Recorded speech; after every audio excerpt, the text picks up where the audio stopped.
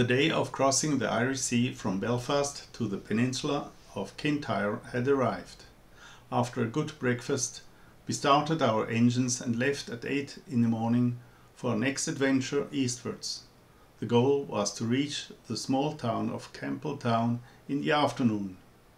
This is a video of my series Adventures with my trawler yacht White Horse at Grand Banks 36. The weather was fine and sunny, although with only 11 degrees it was rather cool. But we had 4 meters per second wind from west, which would be from our back and which would push us ahead.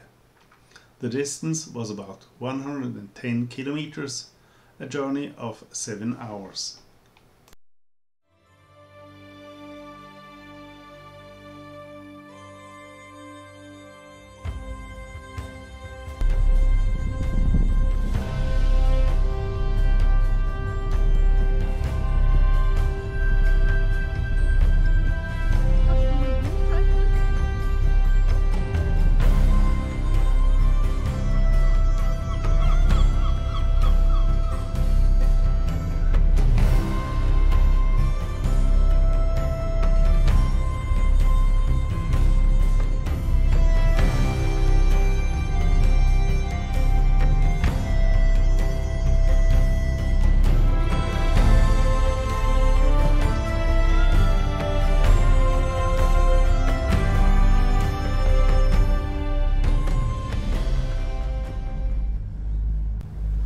The water in the marina was smooth as a mirror when we loosened our lines and left the berth. Leaving the marina, we could enjoy a last view of the nice houses along the port of this little town, which was for some days our temporary home. The marina at Bangor is quite large, so it took some time to leave the harbour.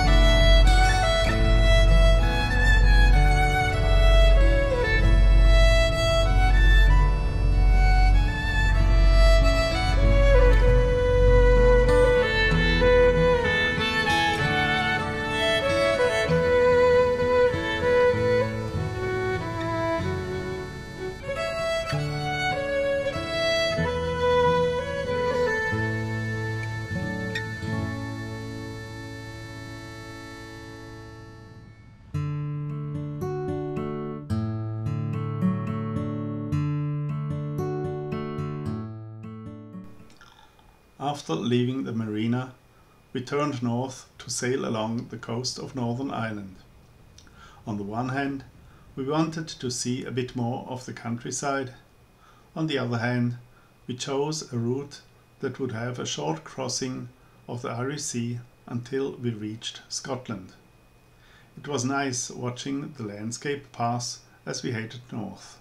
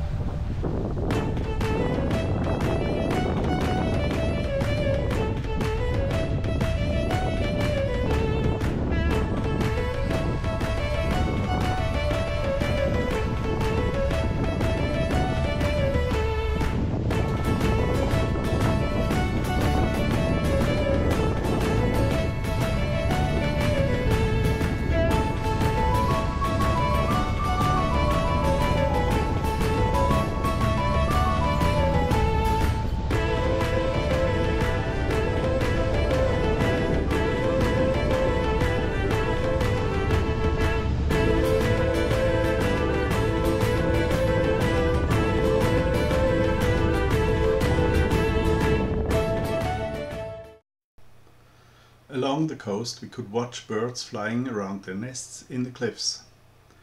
These are home to many thousands of these wonderful artists of winds and sea.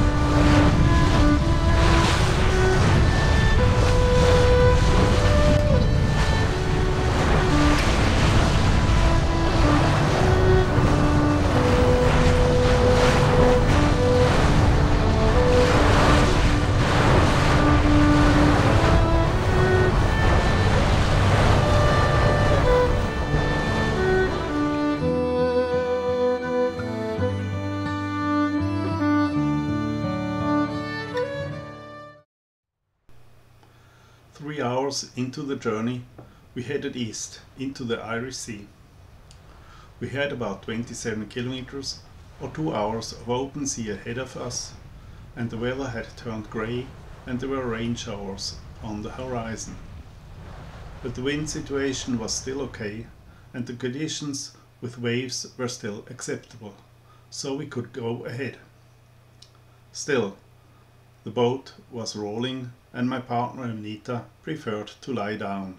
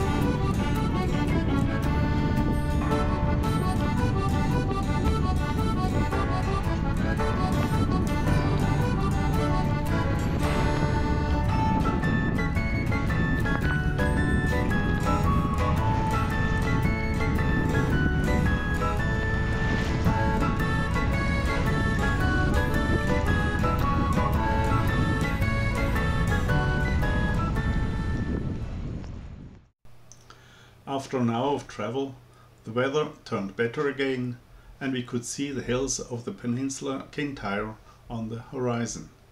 Soon we will have reached Scotland.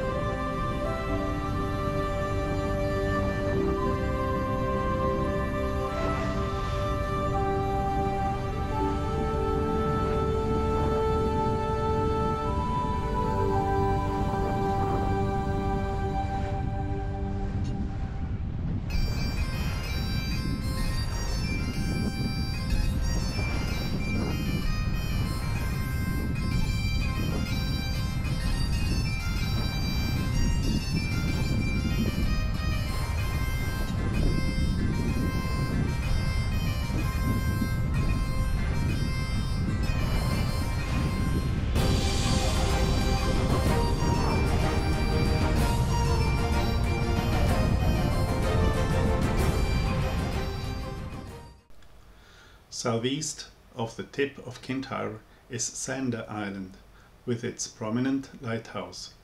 It was built in 1850 after a tragic accident with the sailing ship Christiania in 1825, where all men were lost. Also other shipwrecks made it clear that action was needed. The lighthouse sits 50 meters above sea level and has a range of 15 nautical miles. The white tower with its black roof is 15 meters high and it flashes its white light every 10 seconds.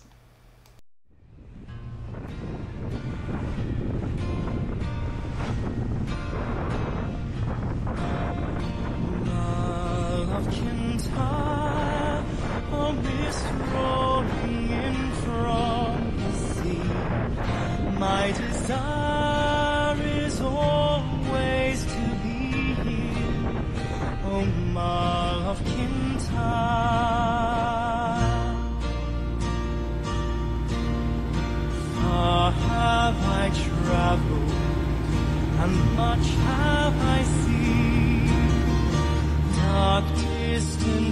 mountains with valleys of green, past painted deserts, the sun sets on fire as he carries me home to the Mala.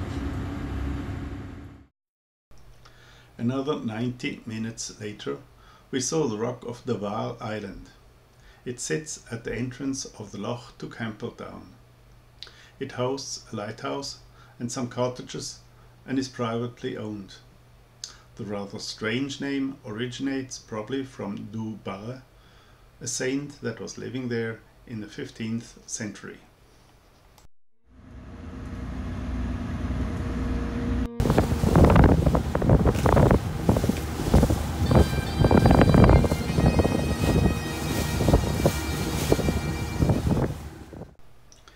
The Davao Island Lighthouse is situated at the northern tip of the entrance to Campbelltown Loch. This tower is 20 meters high and lies 37 meters above the sea level. Its light reaches 15 nautical miles. It also has a foghorn that can produce 2 blasts every 20 seconds.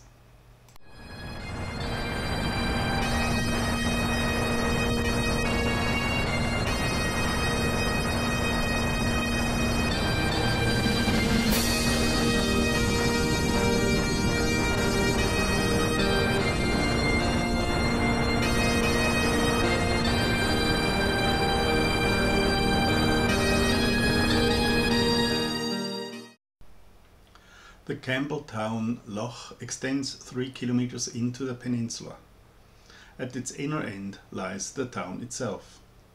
The loch provides a good shelter to boats, as it is not only long enough from the open sea, but also has a light bend that keeps the waves coming in from reaching the town.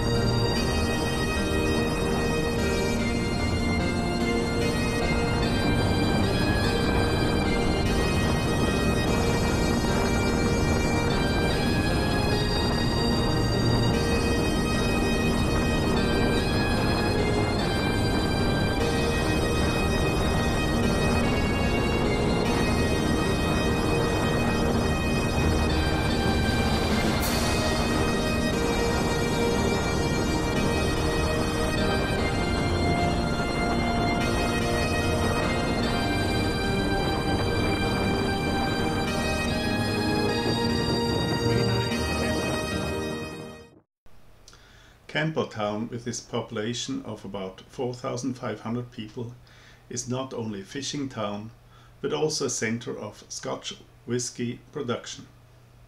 A good number of inhabitants work at these facilities. We liked our stroll through this little town, where you can also find a memorial garden for Linda McCartney, who lived with her husband Paul on a farm in the vicinity of Campbelltown. It was also here where he composed and recorded the famous song Mull of Kintyre.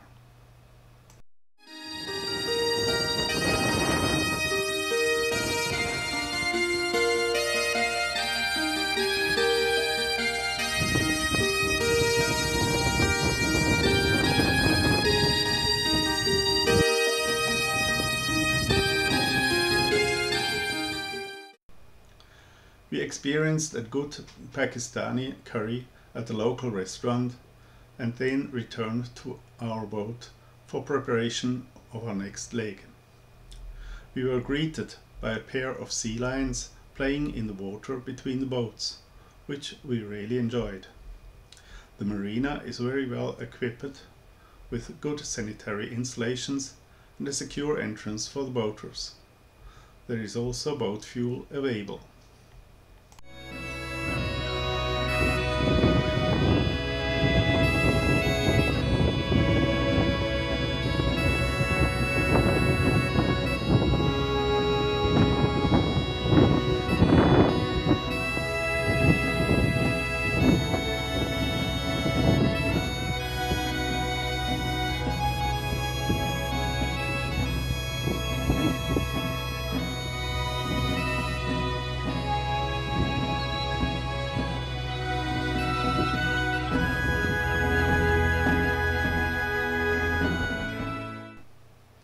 In the next episode, we take the trip from Campbelltown along the peninsula and to the west of the island of Arran.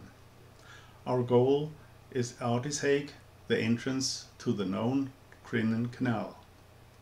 If you enjoyed this episode, please subscribe free of charge to my channel and don't forget to press the like button. I'm looking forward to you watching our next voyage in my coming video. Goodbye.